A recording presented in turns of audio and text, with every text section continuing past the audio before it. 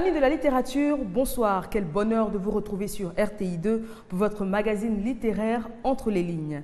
Aujourd'hui, j'ai grand plaisir à recevoir un auteur qui, à travers son œuvre, un livre dans la voiture, nous montre qu'il n'est jamais trop tard pour bien faire et que quand on se surpasse, on obtient des résultats inespérés. Monsieur Dumondé Milama, bonsoir. Bonsoir Eva. Merci d'être sur ce plateau. Je vous remercie également. Je l'ai dit, un livre dans la voiture, c'est un livre, j'imagine, et je pense que tout le monde devrait avoir au chevet de son lit, car il est plein d'enseignements. C'est une autobiographie, oui. Donc c'est votre histoire personnelle que vous avez décidé de coucher sur papier pour partager votre expérience, et Dieu sait si elle est riche. Alors, c'est un livre qui parle essentiellement de lecture, des bienfaits de la lecture et de l'aide précieuse que la lecture vous a apportée dans votre vie. Oui, tout à fait. Un livre dans la voiture, comme le titre l'indique. Certains se demandent, c'est souvent la question qu'on me pose, est-ce qu'on peut lire dans une voiture? Mais un livre dans la voiture, c'est beaucoup plus symbolique. Le livre en tant qu'instrument de savoir, en tant que réservoir de savoir dans une voiture, c'est une somme de voyage, et dans le livre, et dans la voiture. Mais l'histoire tourne plus autour des bienfaits de la lecture. Et j'ai voulu partager mon expérience. Comme on le dit, lire c'est prendre, écrire c'est partager. Alors le livre, le chapitre 1 s'ouvre sur une discussion entre vous et un homme sur votre niveau d'études. Alors, à ce moment-là, vous avez le BEPC. J'avais le niveau 3e. Le niveau 3e. Oui. Vous aviez le BPC. Hein, vous avez obtenu le BEPC. Et vous en parliez donc avec un homme. Finalement, on ne saura pas trop qui c'est. Mais un homme qui est surpris par votre éloquence, qui est surpris par vos références littéraires. Vous parlez de lecture, vous parlez de beaucoup de choses. Et il vous dit, mais pourquoi vous n'essayez pas de reprendre vos études? Et l'idée germe. Vous y aviez déjà pensé, vous n'aviez peut-être pas encore la motivation nécessaire. Oui, tout à fait. Il faut dire certainement qu'il n'y a pas de hasard. Jusqu'à ce moment précis, je m'étais formé au fil des ans à travers le livre, et avec sa rencontre, j'ai repris le chemin de l'école. Jusqu'à cette époque, déjà, j'avais quand même éprouvé ma mémoire. Disons que de temps à autre, j'arrive à donner des dictées aux enfants, pas de la mémoire, parce qu'il faut dire que chaque fois que je lisais, je prenais des notes, des citations littéraires que j'essayais de mémoriser. Et disons que chaque fois que mon patron se trouvait en réunion, si c'était une réunion de 3 heures, je me donnais 3 heures de lecture. Et chaque fois, je prenais des notes. Et c'est ainsi que je m'étais formé. Donc, il avait été surpris chaque fois que je ressortais des citations d'auteurs différents. Et c'est en ce moment qu'il a demandé à savoir mon niveau d'études. Alors, dans le chapitre 2, vous parlez de votre enfance à l'intérieur du pays, vous parlez de votre parcours scolaire jusqu'au BEPC, puisque c'est le diplôme que vous aviez à ce moment-là. Votre mère est très heureuse de vous voir réussir au BEPC, mais en même temps un peu sceptique parce qu'il y a eu un drame dans la famille, vous perdez votre grand frère juste après son admission au BEPC. Donc elle est contente, mais c'est une joie teintée on dira, de mélancolie et de peur. Oui, il faut dire qu'elle avait des appréhensions. Quand j'étais en 6e, mon aîné qui venait d'avoir le BEPC et avait été orienté en seconde, elle avait perdu. Donc, elle se posait des questions. Elle avait des appréhensions et puis voilà, c'est ça. Donc, elle avait des appréhensions. Est-ce que je ne suivrais pas la même voie que mon frère? Dieu merci, non, puisque vous Dieu êtes merci, encore là puisque pour je suis encore parler. là. Alors, vu le besoin financier donc, de la famille, vous décidez d'arrêter vos études après le BEPC et puis de rentrer dans la vie active. Dans la vie active. Donc, vous passez pas mal de concours, beaucoup de concours, de la fonction publique notamment, et aucun ne marche. Oui, effectivement, dans ce chapitre, une succession d'échecs, j'ai passé pas mal de concours et malheureusement, aucun concours n'avait marché. Mais j'avais toujours foi qu'un jour ou l'autre, puisque c'est ça également. Et par expérience, j'ai compris maintenant que le succès suit toujours l'échec. Et qu'on peut être éprouvé par des échecs successifs, mais qu'à la longue, le succès va pointer le nez. Donc il faut toujours persévérer, il faut toujours avoir confiance dans ce qu'on fait. Et l'essentiel, c'est de ne pas se décourager. Ne jamais se décourager. Et je l'ai dit dans le test, il n'y a vraiment échec dans la vie que quand on abandonne. Donc une succession d'échecs, c'est le titre de ce chapitre 3. Donc vous parlez des différents concours auxquels vous postulez. Malheureusement, vous n'êtes pas admis. Et finalement, votre oncle décide de vous initier au métier de chauffeur. Déjà, il vous dit à partir de 21 ans, vous passerez votre permis de conduire, ce qui est fait quand vous avez 21 ans. La première fois que vous êtes au volant de son véhicule, c'est un véhicule de transport. Vous vous expliquez comment vous paniquez et il vous laisse quand même au volant pour vous former. Oui, au départ, j'avais eu des appréhensions, je pensais que je ne pourrais pas et je lui ai dit, ah, oncle, il n'y a pas de route. Il m'a dit, non, je connais bien Sainte-Ville, sur ce taxi. Et finalement, j'ai eu des... Vous avez calé le moteur plusieurs fois. Ma chemise était trempée de sueur et finalement, j'ai pu m'en sortir. Et là, avec un ton moqueur, il m'a dit, man, mais tu avais dit qu'il n'y avait pas de route. Et je lui ai dit, non, je pensais que je ne pourrais pas. Et aujourd'hui, par expérience, il faut toujours essayer. Parce que souvent, on a l'habitude de ne pas essayer et on se dit, on ne peut pas. Il faut toujours essayer. Et donc, vous essayez à ce métier. Vous étiez jeune et vous le dites, vous êtes frêle, tout jeune. Certains passagers sont quelque peu perplexes, se demandent si vous arriveriez à les mener à bon port, mais finalement vous passez votre permis, donc vous réussissez à votre permis, vous commencez ce métier de chauffeur sans problème, sans jamais d'incident, sans jamais d'accident non plus, Dieu merci. Oui, Dieu merci. Tout se passe très bien. Je n'ai pas eu d'accident jusqu'à ce que je quitte la gare. Et puis vous entendez parler d'un concours à la fonction, dans un ministère, à la fonction publique, le concours des agents spécialisés des travaux publics, option chauffeur, des niveaux CEP. De notre temps jusqu'à ce jour, c'est toujours le même profil niveau CEP. D'accord. Vous avez le BEPC, moi j'avais mais déjà vous le décidez BEPC. quand même de postuler. Oui. Pourquoi? Parce qu'il fallait que je cherche à être autonome, à rentrer dans la fonction publique dans un premier temps, quitte à chercher à me lever plus tard. Donc, j'arrive à Abidjan, je viens passer ce concours, et Dieu merci. Après toutes ces périodes d'échecs successifs, j'ai réussi à ce concours et j'ai été affecté au ministère de la Production animale à l'époque. En qualité de chauffeur. En qualité de chauffeur, bien entendu. Et là, vous nous plongez dans un univers qui, je l'admets, mais complètement inconnu. Je pense que c'est la même chose pour pas mal de nos téléspectateurs. C'est le quotidien, le vécu d'un chauffeur qui, on s'en rend peut-être pas compte, mais qui n'est pas tout rose toujours.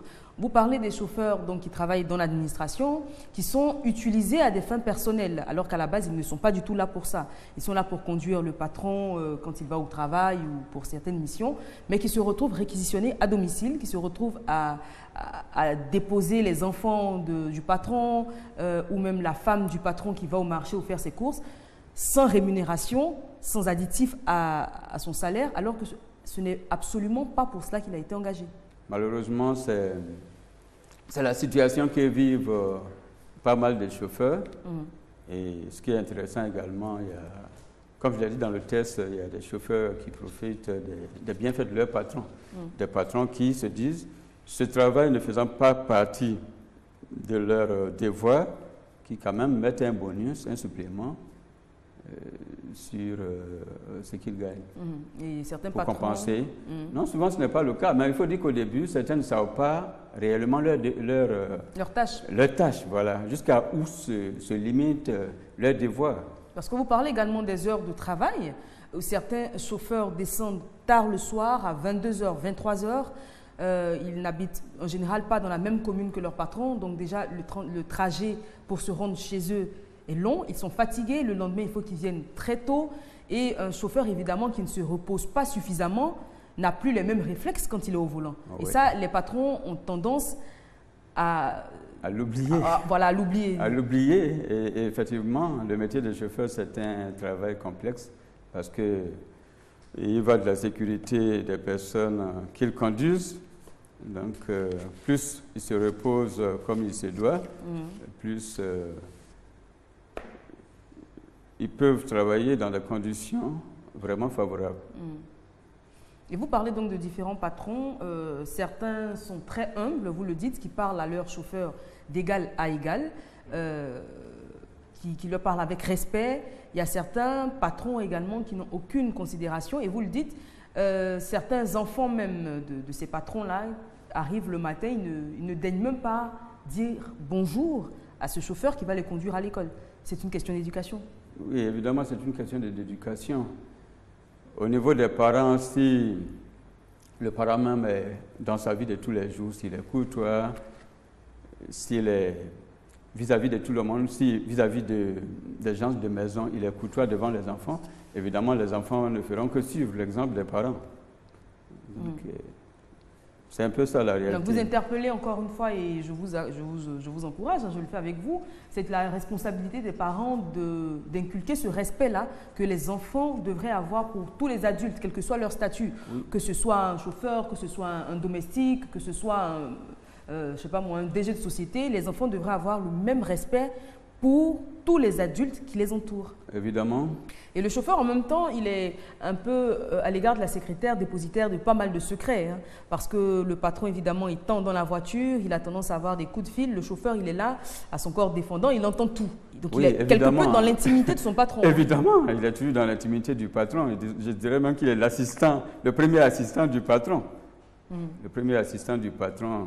Je l'ai dans le test, parfois c'est lui-même qui, hors du bureau, il rappelle certains rendez-vous au patron. Donc à ce niveau, c'est l'un des collaborateurs directs du patron.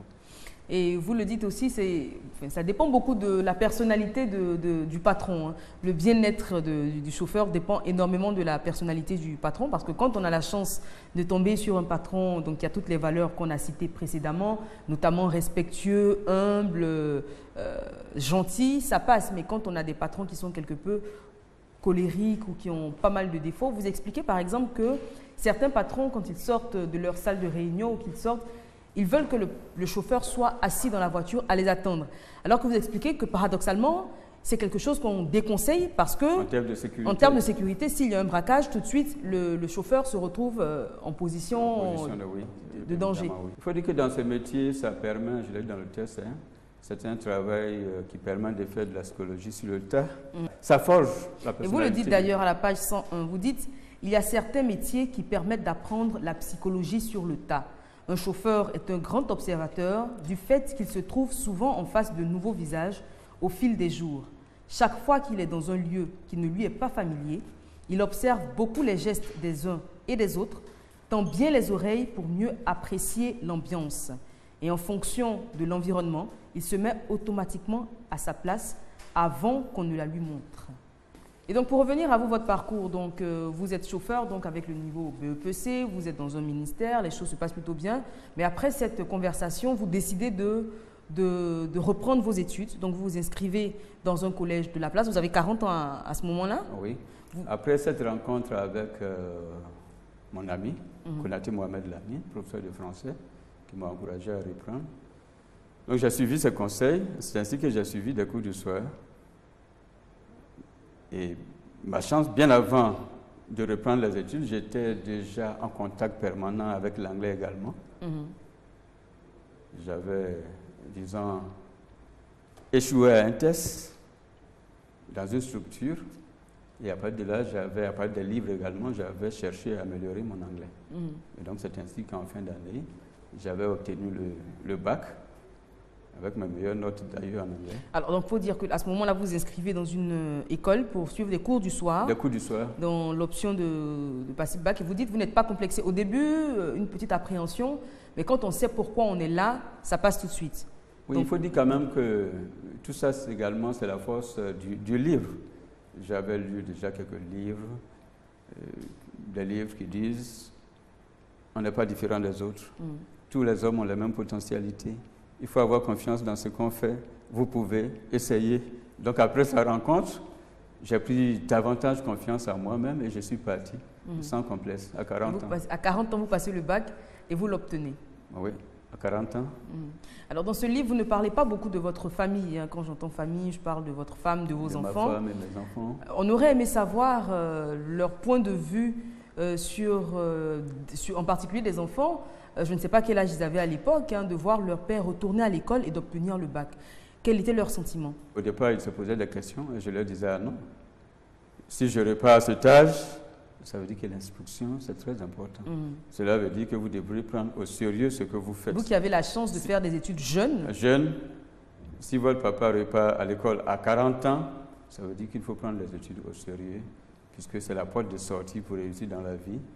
Tout est lié à ça aujourd'hui, la formation, rien que la formation. Et je leur dis, les patrons que j'ai conduits pendant toutes ces années, c'est ce qu'ils ont fait, ils se sont formés. Ne vous amusez pas avec la formation. Donc, il faut chercher le savoir. Vous avez défini en début d'émission donc le titre livre dans la voiture. Moi, je pensais que ça faisait référence au fait que même quand vous étiez chauffeur de voiture dans le transport en commun, vous disiez que vous aviez toujours un livre à portée de main. Même quand vous étiez chauffeur dans l'administration, vous avez toujours dans vos moments libres, toujours un livre. Il faut dire que je ne sortais jamais sans un livre dans ma voiture. Il y avait toujours un livre dans la voiture que je conduisais. Et il y a même une anecdote à Gagnoua, quand je faisais le transport en commun. Mon véhicule chargeait pour Yamoussoukro et j'attendais sous le hangar et j'étais vraiment captivé par un roman. Et je ne savais pas que le véhicule était chargé. Et on me cherchait. On vous attendait pour le conduire? Voilà, on me cherchait, les passagers. Et quand le chef de gare m'a retrouvé, il faut dire que la réaction des uns et des autres m'a surpris. Ils étaient surpris de savoir que c'était un livre, rien qu'un livre, à leurs yeux, puisque la plupart étaient analphabètes, rien qu'un livre qui était la cause. Et le chef de gare, après m'avoir grondé, bien entendu, il m'a dit, l'école est banale. Garité l'école. Ce qui veut dire, l'école est finie. L'école est finie, l'école est achevée. Ici, là, ce n'est pas l'école. Ici, là, la gare, ce n'est pas une école. Tu as fait l'école jusqu'à... Maintenant, là, c'est ici encore qui devient ton école. Donc, on voit à ce moment-là, hein, dans cette petite anecdote, on voit l'amour que vous aviez déjà pour le livre, que vous avez toujours eu. Alors, d'où vous vient cet amour-là? C'est la question que j'aimerais vous poser. D'où vous vient cet amour immodéré pour le livre? Oui, il faut dire que, bien qu'ayant des parents analphabètes, en 6e, mon aîné était en seconde. Quand il partit dans l'autre monde, je me suis retrouvé avec son héritage. Avec son héritage, avec pas mal de livres. Donc, j'ai encore quelques-uns même de ces livres. Et jusqu'en 3e, il faut dire que j'étais devenu déjà un accro de lecture. Depuis cette époque, je ne peux plus me passer de lecture. Alors, après le bac, vous passez encore une licence en anglais. Oui, vous ne vous arrêtez pas là, vous passez encore un diplôme en marketing et management. Oui. Grâce au pouvoir de la lecture, moi qui n'avais jamais pensé au bac dans ma vie, j'avais eu mes meilleures notes en anglais. Je suis allé m'inscrire au département d'anglais, où j'ai obtenu une licence en anglais. Et vous commencez vos études d'anglais à quel âge? À 41 ans. Juste après le bac. Oui, tout juste après le bac. Tout juste après le bac. Donc après la licence, je m'étais même inscrit en maîtrise. Là, je n'ai pas achevé. Je suis allé m'inscrire dans une grande école en marketing management. Vous obtenez encore le diplôme? Un diplôme intermédiaire, un diplôme d'administration et de management, qui m'a encore davantage donné une grande ouverture d'esprit.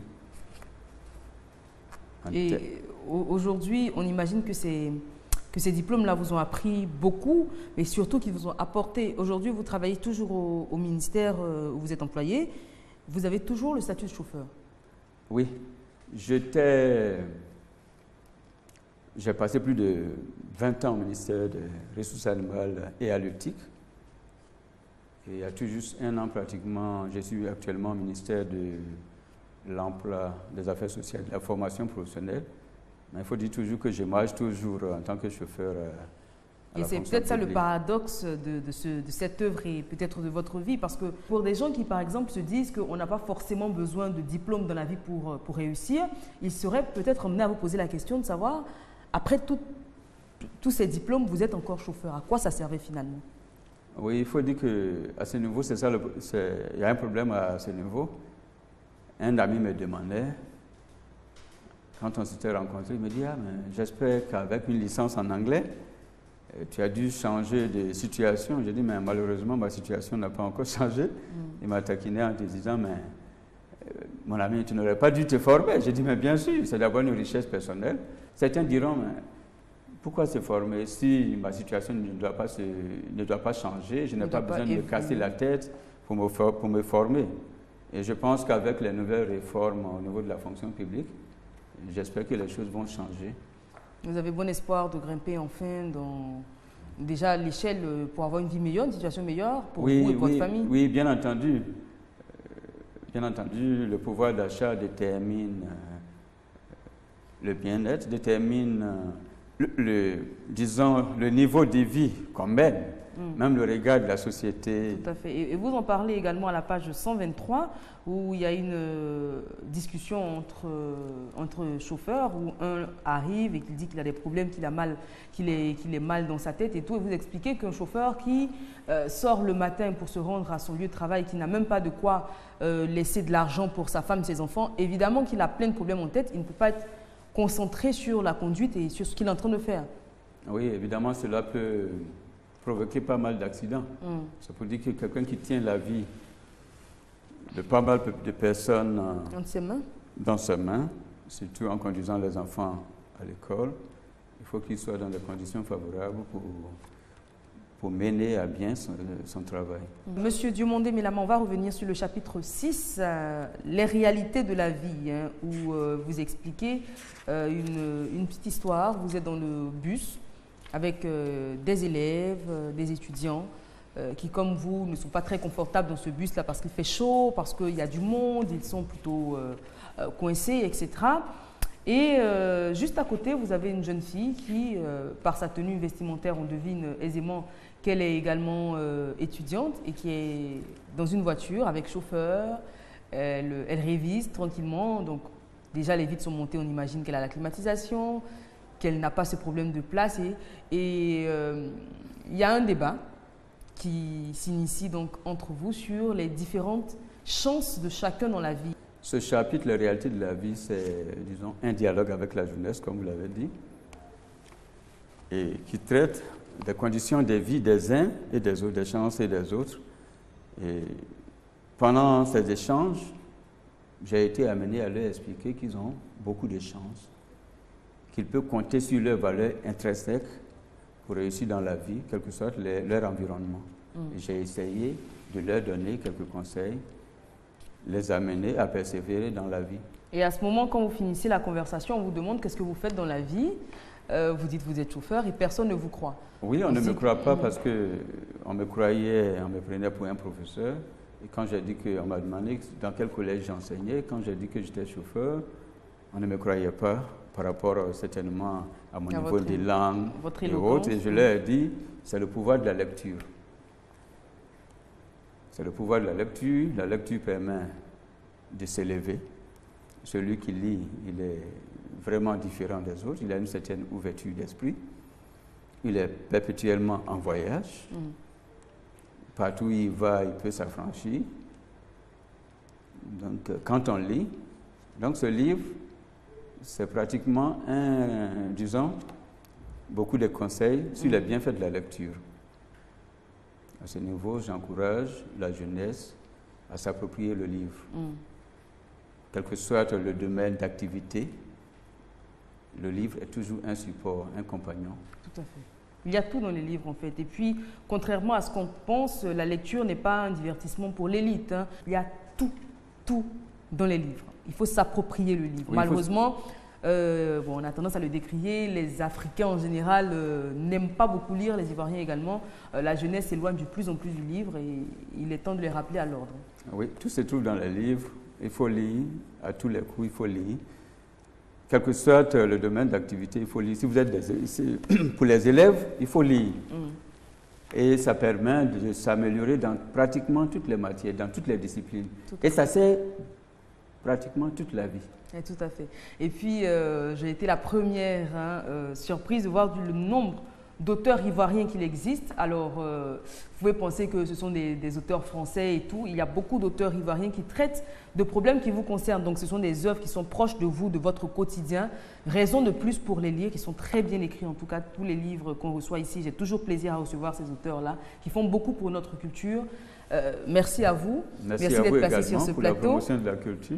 Merci à vous, très chers téléspectateurs, pour avoir suivi cette émission. Je laisse donc le mot de la fin à notre auteur, M. Diomondé Milamon. Je vous félicite, je vous remercie pour l'invitation. Ça a été un honneur d'être parmi vous aujourd'hui. Le livre, tout se trouve dans le livre. Et cette promotion que vous faites chaque fois à la télé, c'est ce dont nous avons besoin. Moi, je n'attends pas une activité littéraire pour parler de livres. Partout où je me trouve, je fais passer le message. Et la force de l'image, de la télévision, on aurait voulu vraiment qu'il y ait assez d'émissions de ce genre pour promouvoir le livre pour une Côte d'Ivoire encore plus émergente. Merci. Je vous remercie.